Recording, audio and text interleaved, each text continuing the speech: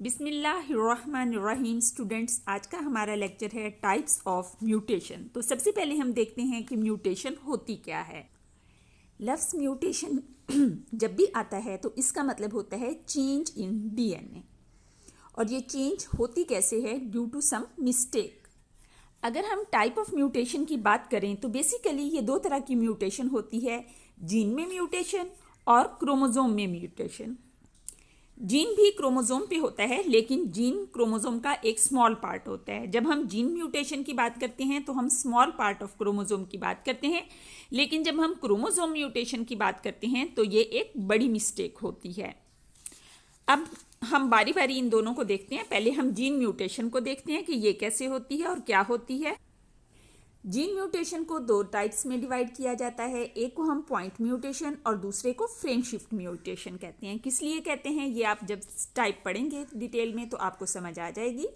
पहले हम इसमें पॉइंट म्यूटेशन की टाइप्स देख लेते हैं। तो एक है साइलेंट, एक है मिससेंस और दूसरी है नॉनसेंस म्यूटेशन। अब हम देखते हैं कि साइलेंट म्यूटेशन क्या होती है। स्टूडेंट्स, जो साइलेंट म्यूटेशन है उसको हम न्यूट्रल म्यूटेशन भी कहते हैं। इसको हम साइलेंट म्यूटेशन इसलिए कह रहे हैं क्योंकि इसका कोई ऑब्जर्वेबल इफेक्ट नज़र नहीं आता।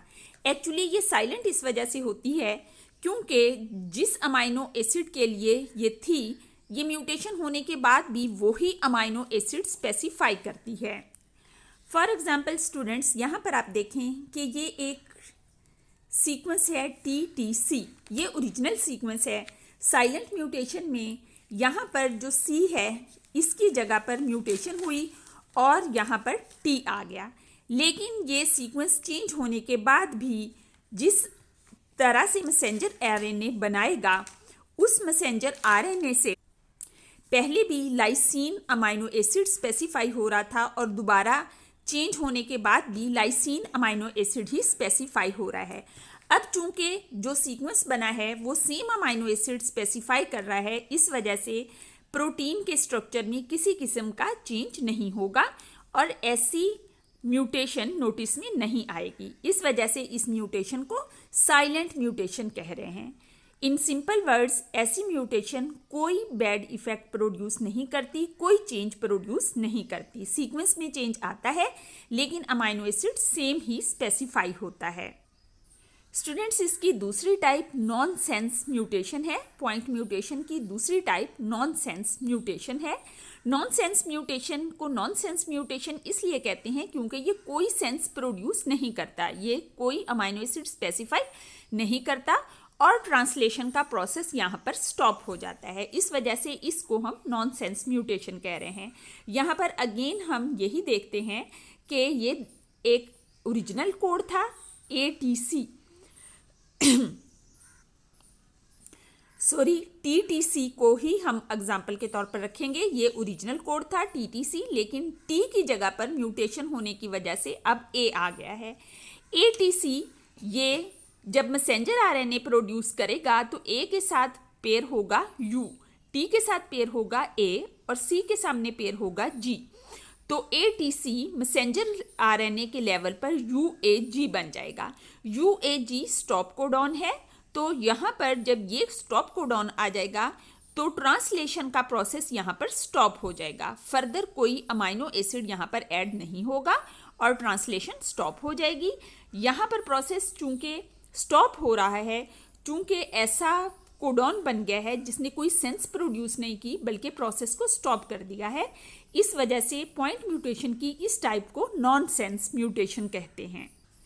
Students, non sense mutation is also a change in one DNA base pair, लेकिन यहाँ पर कोई और सब्सटीट्यूट नहीं होता अमाइनो एसिड्स, बल्कि क्या होता है कि प्रोसेस स्टॉप हो जाता है और इस वजह से कंप्लीट DNA कंप्लीट साइज की प्रोटीन नहीं बनती बल्कि शॉर्टेंड प्रोटीन बनती है दैट में फंक्शन इम्प्रॉपरली और नॉट एट ऑल। और ये जो प्रोटीन बनी है या तो ये इम्प्रॉपरली फंक्शन करेगी या ये फंक्शनलेस होगी।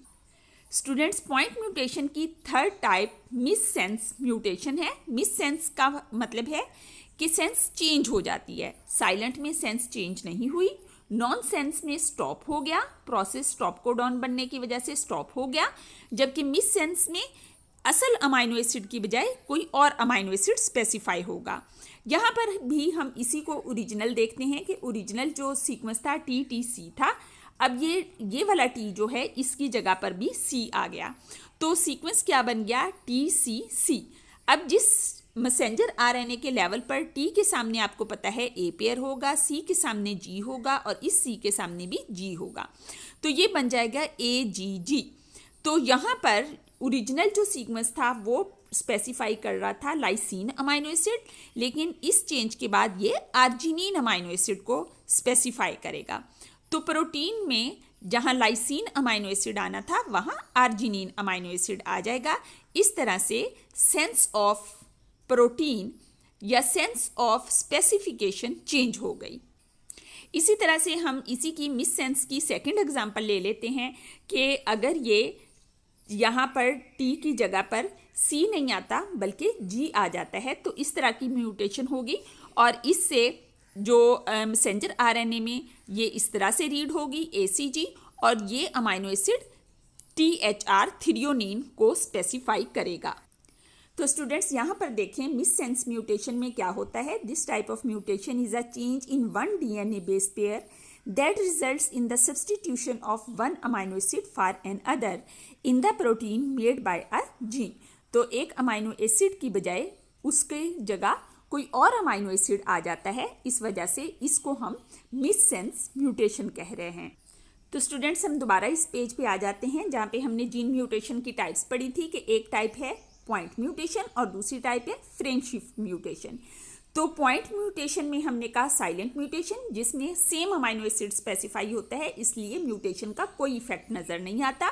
मिस सेंस में स्टॉप को डाउन आ जाता है जिसकी वजह से प्रोसेस ही स्टॉप हो जाता है, और नॉन सेंस म्यूटेशन में एक अमाइनो एसिड की जगह एक और अमाइनो एसिड स्पेसिफाई हो जाता है जिसकी वजह से प्रोटीन में कुछ चेंजेस आ जाती हैं। अब इसकी दूसरी टाइप फ्रेम शिफ्ट म्यूटेशन है, इसको पढ़ेंगे। फ्रेम शिफ्ट म्यूटेशन की दो टाइप्स हैं, एडिशन एंड डिलीशन। अब हम बारी बारी दोनों को देखते हैं कि एडिशन और डिलीशन कैसे होती है और इसको हम फ्रेम शिफ्ट म्यूटेशन क्यों कहते हैं।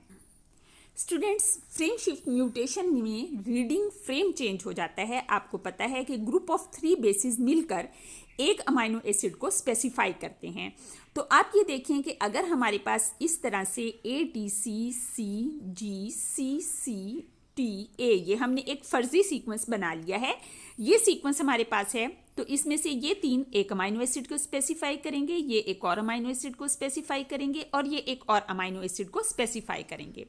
लेकिन अगर इसमें से कोई एक बेस चेंज हो जाती है तो क्या चेंज आएगी, जैसे फर्ज करें कि यहाँ पर ये T यहाँ से रिमूव हो गया, तो अब क्या होगा कि ये वाला C इसके साथ मिलकर एक बेस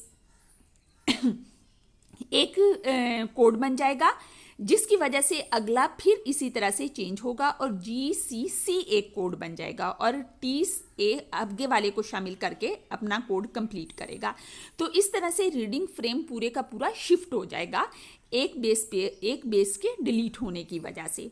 इसी तरह से अगर एडिशन होती है तो क्या होगा, इसी केस में एडिशन में आप देख लें कि फर्ज करें कि यहाँ पर कुछ ऐड हो गया, फर्ज कर लें कि T ऐड हो गया है, तो अब ये क्या होगा कि ये वाला तो नहीं चेंज हुआ लेकिन ये मिलकर एक चेंज आ जाएगी। तो अब जो पहले CGC एक अमाइनो एसिड को स्पेसिफाई कर रहा था, अब TCG अमाइनो एसिड को स्पेसिफाई करेगा और वो amino acid different amino acid होगा। इसी तरह से पहले CTA एक सीक्वेंस था लेकिन अब CCT एक सीक्वेंस बन जाएगा और ये एक और अमाइनो एसिड को स्पेसिफाई करेगा। इस तरह से पूरा अमाइनो एसिड का सीक्वेंस ही शिफ्ट हो जाएगा, बेस सीक्वेंस शिफ्ट हो जाएगा किसी नए बेस के ऐड होने से या किसी बेस के डिलीट होने से। इस वजह से हम इसको फ्रेम शिफ्ट म्यूटेशन कहते हैं। हम इसको रीड कर लेते हैं student. This type of mutation occurs when the addition और loss of DNA base changes are genes reading frame. Our reading frame consists of group of 3 bases that each code for one amino acid, जैसे CCT ये एक amino acid को code करता है। A frame shift mutation shifts the grouping of these bases and changes the code for amino acids. The resulting protein is usually non-functional. insertion, deletion and duplication can also be frame shift mutation. तो students deletion में क्या है, removing a piece of DNA, यानी का base का कुछ part remove हो जाता है, जीन का पार्ट रिमूव हो जाता है. स्मॉल डिलीशन में रिमूव वन और few base pairs with in a gene, while larger deletion can remove an entire gene or several neighboring genes. The deleted DNA may alter the function of the resulting protein. Students insertion क्या करती है, an insertion changes the, insert का मतलब होता है add हो जाना. Insertion gene changes the number of DNA base in a gene by adding a piece of DNA. As a result, the protein made by the gene may not function properly. तो students आपने देखा कि gene mutation की 2 types हैं. एक थी point mutation और दूसरी है frame mutation, frame shift mutation. Point mutation में हमने साइलेंट, मिससेंस और नॉनसेंस म्यूटेशन पढ़ी, और फ्रेम शिफ्ट म्यूटेशन में एडिशन और डिलीशन पढ़ी. हमने म्यूटेशन की टाइप में बात की थी कि 2 टाइप्स हैं, जीन म्यूटेशन और क्रोमोसोम म्यूटेशन. अब तक हमने जीन म्यूटेशन पढ़ ली है, अब हम पढ़ेंगे chromosome mutation. Students chromosome mutation की भी टाइप्स हैं, जैसे कि डिलीशन, डुप्लीकेशन, इन्वर्जन और ट्रांसलेशन. क्रोमोसोम की जो म्यूटेशन है ये अनप्रिडिक्टेबल चेंजेस हैं, नहीं पता होता कि कब ये म्यूटेशन हो जाए. ये होती किस वजह से हैं, ये क्रॉसिंग ओवर जब म्यूसिस के दौरान होती है तो उस दौरान होती हैं, या फिर ये म्यूटाजेंस वो केमिकल्स होते हैं, रेडिएशंस एटसेट्रा होती हैं जो कि म्यूटेशन काज कर सकें. इसमें एक टाइप है डिलीशन. डिलीशन में क्या होता है कि 1 और मोर न्यूक्लियोटाइड्स आर लॉस्ट और डिलीटेड फ्रॉम द क्रोमोसोम. आप देखें कि ये क्रोमोसोम है, ये उसका 1, 2, 3, 4, ये 4 पार्ट हैं. इसमें से ये वाला पार्ट जो है ये डिलीट हो गया है, इस वजह से हम इसको डिलीशन कहते हैं. एक्चुअली जब क्रोमोसोम्स में क्रॉसिंग ओवर होती है तो उस वक्त आपको पता है कि ये वाला और ये पार्ट्स आपस में इंटरलॉक होते हैं. स्टूडेंट्स ये इस तरह से होती है कि ये 2 क्रोमोसोम्स हैं, इनमें इस तरह जब क्रॉसिंग ओवर होती है तो ये वाला अपना एक सेगमेंट इसको देता है और ये वाला अपना सेगमेंट इस वाले क्रोमोसोम को देता है. लेकिन सम टाइम बाय मिस्टेक ऐसा होता है कि एक से सेगमेंट दूसरे के पास चला जाता है लेकिन उसका सेगमेंट इसके पास नहीं आता. इस तरह से यहाँ से जो सेगमेंट रिमूव हो गया, इस क्रोमोसोम में डिलीशन हो गई, और जिसके पास एक्स्ट्रा चला जाता है उसके पास एडिशन हो जाती है. तो ये केस डिलीशन शो कर रहा है. यहाँ से आप देखें कि पार्ट रिमूव हो गया है, यही पार्ट जब दूसरे क्रोमोसोम के पास जाएगा तो वहाँ पर एडिशन हो जाएगी. स्टूडेंट्स क्रोमोसोमल म्यूटेशन में नेक्स्ट हमारे पास डुप्लीकेशन है. यहाँ पर आप देखें तो इसने multiple copies of that region, एक रीजन की ज़्यादा कॉपीज एक क्रोमोसोम के पास आ जाती हैं. जैसे पिछले केस में आपको बताया कि ये क्रॉसिंग ओवर के रिजल्ट में बनता है. यहाँ पर आप देखें कि इस क्रोमोसोम के पास ये एक पार्ट था, लेकिन डुप्लीकेशन के रिजल्ट में इस तरह के 2 पार्ट आ गए हैं. और ये हुआ कैसे है कि दूसरे क्रोमोसोम का पार्ट भी इसके पास आ गया है लेकिन इसका उसके पास नहीं गया, जिसकी वजह से इस रीजन की डुप्लीकेशन हो गई है. डुप्लीकेशन को ही एडिशन भी कहते हैं. नेक्स्ट केस को हम इन्वर्जन म्यूटेशन कहते हैं. इसमें भी क्रॉसिंग ओवर के रिजल्ट में जो पीस ऑफ डीएनए रिमूव हुआ था वो दूसरे पर, यहाँ पर आप एरो के निशान को देखें तो ज़्यादा आप क्लियरली समझ सकते हैं कि ये पार्ट जो इस तरह से था, जब ये इधर गया तो ये इस तरह से ऐड हो गया है. तो इस तरह से ये फ्लिप हो गया, यानी कि इसका जो नीचे वाला पार्ट था वो जब गया है तो दूसरे क्रोमोसोम में ये ऊपर वाली साइड पर अटैच हो गया है, यानी कि 180 डिग्री की रोटेशन से ये अटैच हो गया है. क्योंकि यहाँ पर इन्वर्ट हो गया है, डायरेक्शन चेंज हो गई है, इस वजह से इस म्यूटेशन को इन्वर्जन म्यूटेशन कहते हैं. स्टूडेंट्स इसकी एक और टाइप ट्रांसलोकेशन म्यूटेशन है. ट्रांसलोकेट का मतलब होता है एक जगह से दूसरी जगह चले जाना. तो आप यहाँ पर देख रहे हैं कि ये 2 डिफरेंट क्रोमोसोम हैं, इसका पीस इस क्रोमोसोम के पास चला गया और उसका पीस इसके पास आ गया. तो ये क्या हुआ है कि ट्रांसलोकेट हो गए हैं, एक का पार्ट दूसरे के पास चला गया. ये क्रॉसिंग ओवर से डिफरेंट है. क्रॉसिंग ओवर में एक स्मॉल पीस जाता है, लेकिन यहाँ पर पार्ट ऑफ क्रोमोसोम चला गया है जो कि एक क्रोमोसोम से दूसरे क्रोमोसोम में चला गया है. यानी कि ये सिस्टर क्रोमाटिड्स के दरमियान, होमोलोगस क्रोमोसोम्स के दरमियान नहीं हुई, बल्कि 2 डिफरेंट क्रोमोसोम्स में हुई है और एक का पार्ट दूसरे के पास चला गया है. इस वजह से ये ट्रांसलोकेशन म्यूटेशन है. तो इस तरह से अब हमने क्रोमोसोमल म्यूटेशन पढ़ ली। टाइप्स ऑफ म्यूटेशन को हम दोबारा देखें तो हमने इसको जीन म्यूटेशन और क्रोमोसोम म्यूटेशन में डिवाइड किया था। फिर हमने जीन म्यूटेशन की टाइप्स पढ़ी, जिसमें हमने पॉइंट म्यूटेशन और फ्रेम शिफ्ट म्यूटेशन पढ़ी, और फिर हमने क्रोमोसोम म्यूटेशन पढ़ी, जिसमें डिलीशन, डुप्लीकेशन, इन्वर्जन और ट्रांसलोकेशन पढ़ी। आज का हमारा टॉपिक इतना ही था। उम्मीद है आपको समझ आ गई होगी। जिस चीज़ की समझ ना आई हो उसको आप दोबारा सुने और आप उसको क्वेश्चन पूछ भी सकते हैं।